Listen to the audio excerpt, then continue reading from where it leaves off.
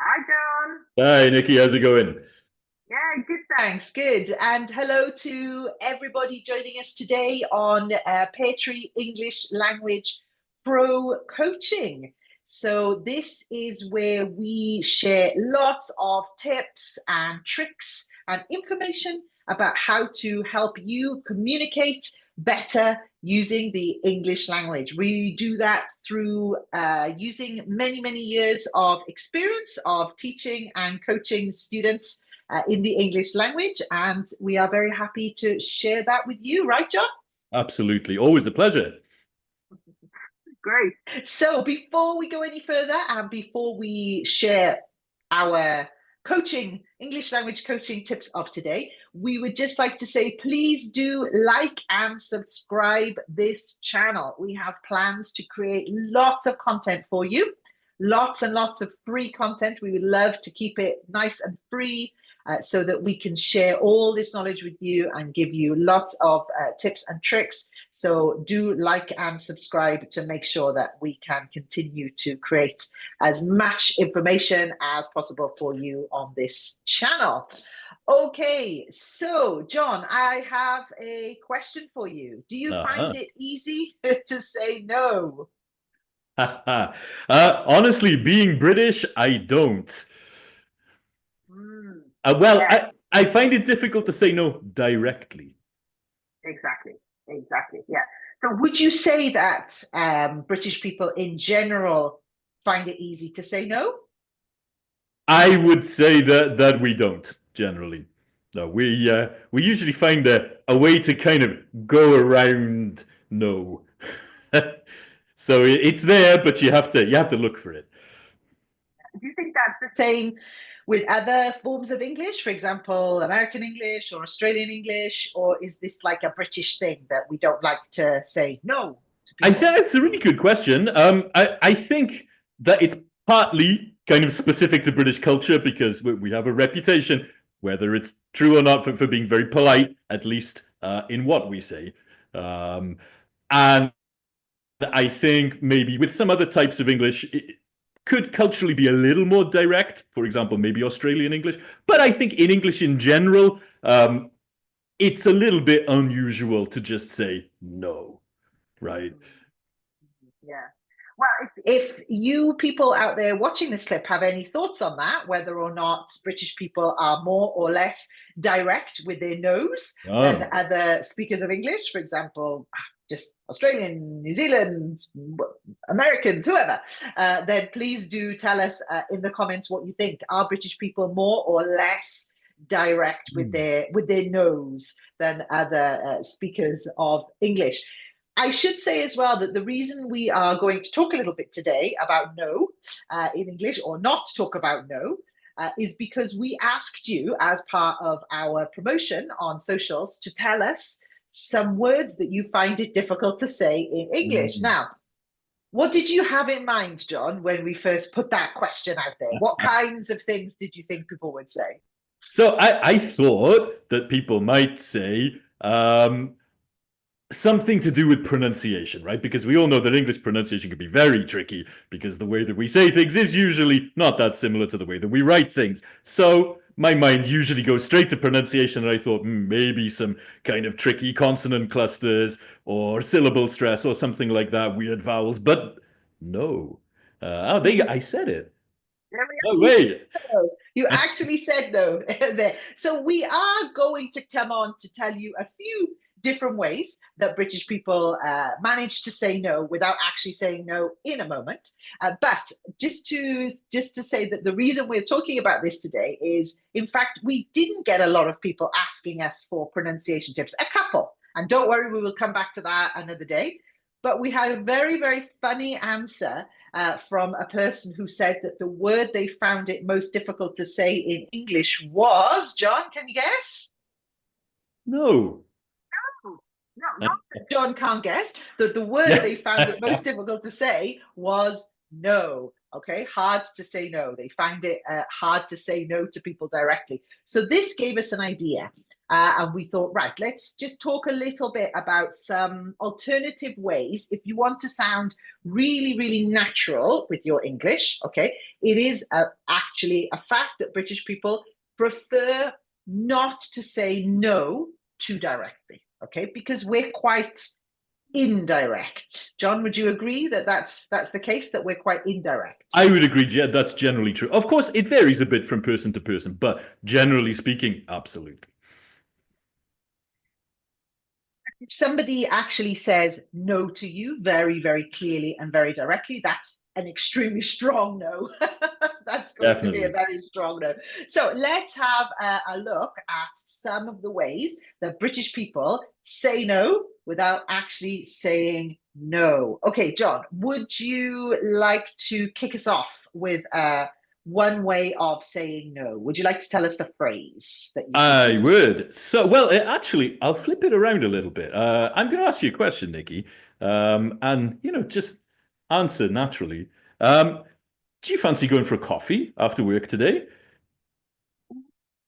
Coffee. Oh, I'll have to pass because actually my auntie is coming to stay this evening. That is actually true. My auntie is coming to stay this evening. So I'll have to pass on the coffee, but maybe another time. Another Okay, time. maybe another time. All right, great, great. So the expression that we used there, John, was I'll have to pass. I'll have to pass. pass. Hmm. Yeah, so this is a great way of saying no. Okay, so actually, I'm turning down that offer. I'm not going to go for coffee with John this evening because my auntie is coming to visit. True story, my auntie is coming to visit. But it would be great to go for coffee with John another day. Okay, but today I'll have to pass. All right, I'm saying no. All right, John, I've got a question for you. John. Yes, John. Could you help me make some extra language coaching clips on Saturday evening? I'm afraid I can't. Oh, come on. Sorry, Nikki. I'm afraid I can't. My aunt is no. No, Saturday evening. I'm afraid I can't. I'd love to.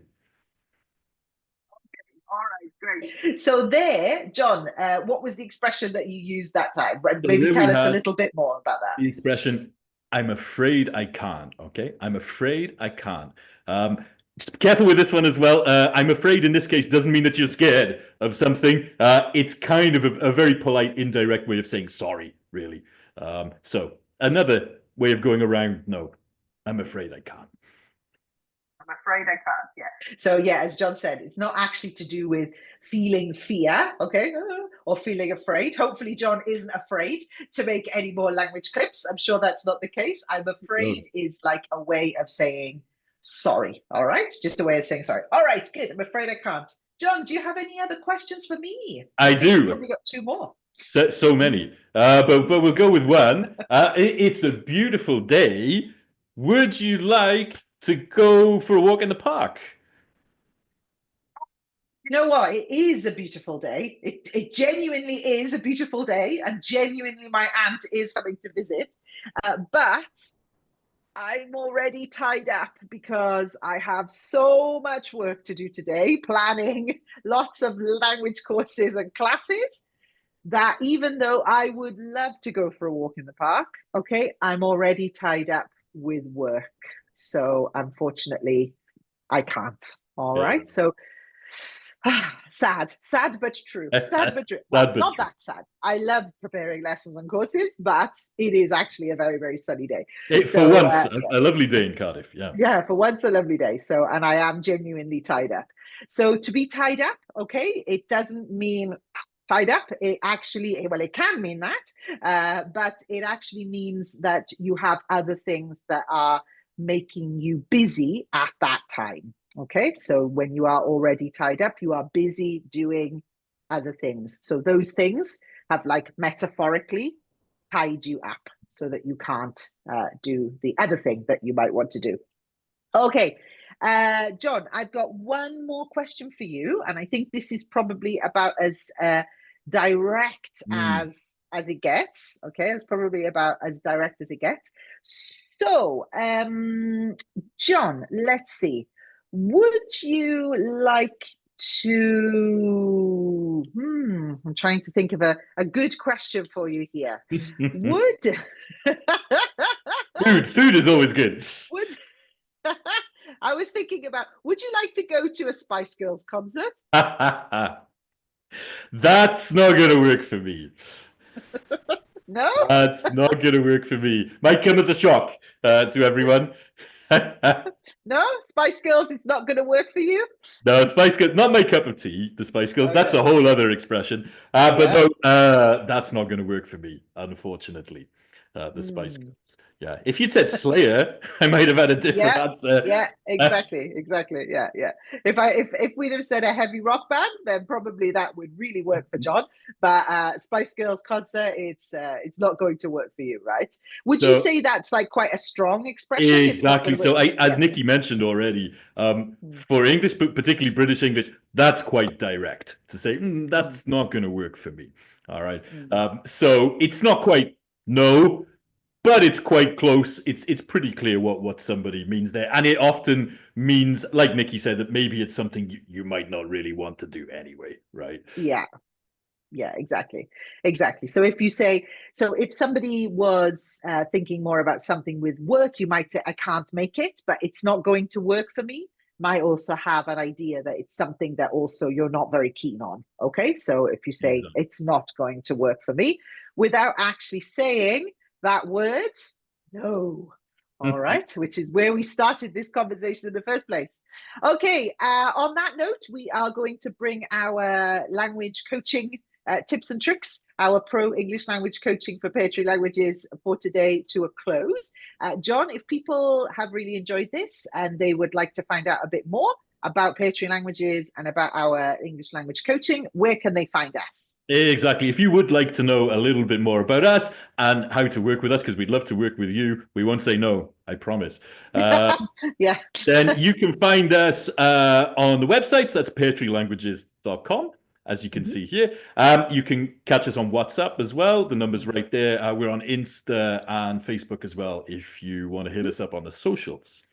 Exactly. And do interact with us. Okay, if you give us some ideas of some expressions or some pronunciation or some words that you find difficult that we can help you with, we're more than happy to give you some real, natural, real world examples. Okay. Definitely.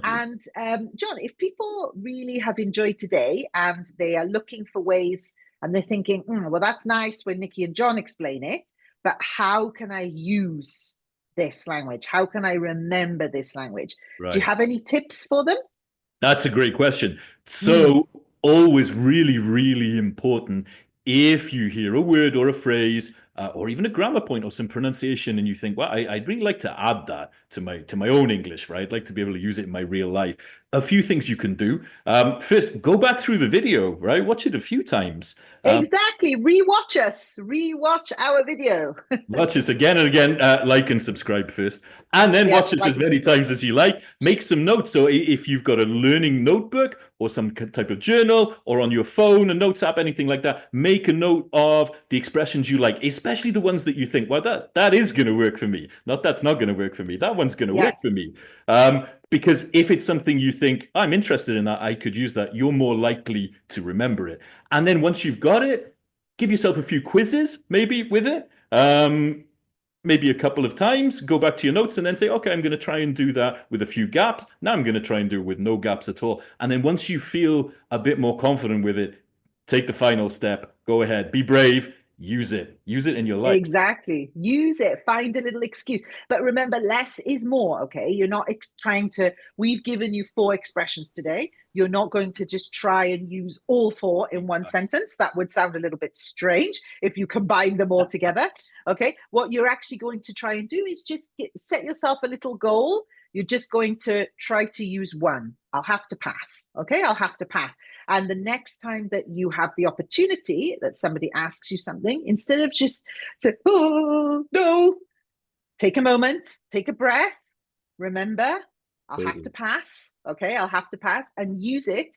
And then slowly by doing this, these kinds of expressions will start to naturally creep into your everyday vocabulary.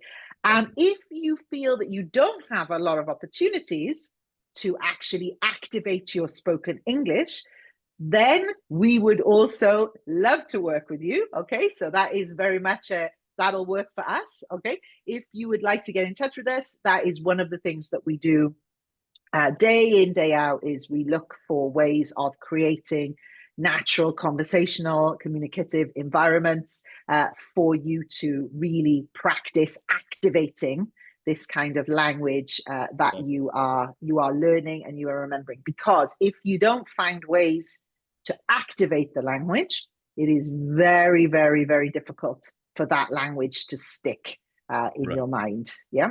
Would you agree with that, Jon? Yeah, but 100%. And exactly as Nicky said, I think sometimes when you're learning a new language or anything new, you think, oh, I've learned a lot. I need to try and use all of it. And then you feel a bit disappointed when you can't, because nobody can remember all the things they've learned and use them all. So much better to pick one or two things you've learned and you think, no, I really think I can use that. And then, as Nicky said, go through the steps, try and use it. And if you want to develop a little bit more confidence before you use it in your real life, we can help with that. That's one of the things that we really specialize in, as Nicky said, is helping to construct and develop these kind of real life communicative scenarios so that by the time we've worked together, you feel even more confident that you can go out and you can use this in your life. Absolutely, definitely. Okay, confidence is key. Confidence is key, and queen and king all together. Yeah. All right. Well, we hope that you've enjoyed this latest little segment of English Language Teaching Pro Coach. Okay, as Jon said, please do remember to like and subscribe. This is the way that will motivate us to continue to keep on making lots of nice free content for you. All right. So if you're watching this on YouTube, wherever you're watching it, Instagram, whatever, like it or subscribe to it, tell your friends and family, and we will be back with you next time, maybe with something a little bit different, right, Jon, next time? But yeah, we won't say too much. Okay, I'm afraid I can't say too much. So all right, everybody, until next time, thanks a lot. Thanks, everyone. See you. Thanks. Bye.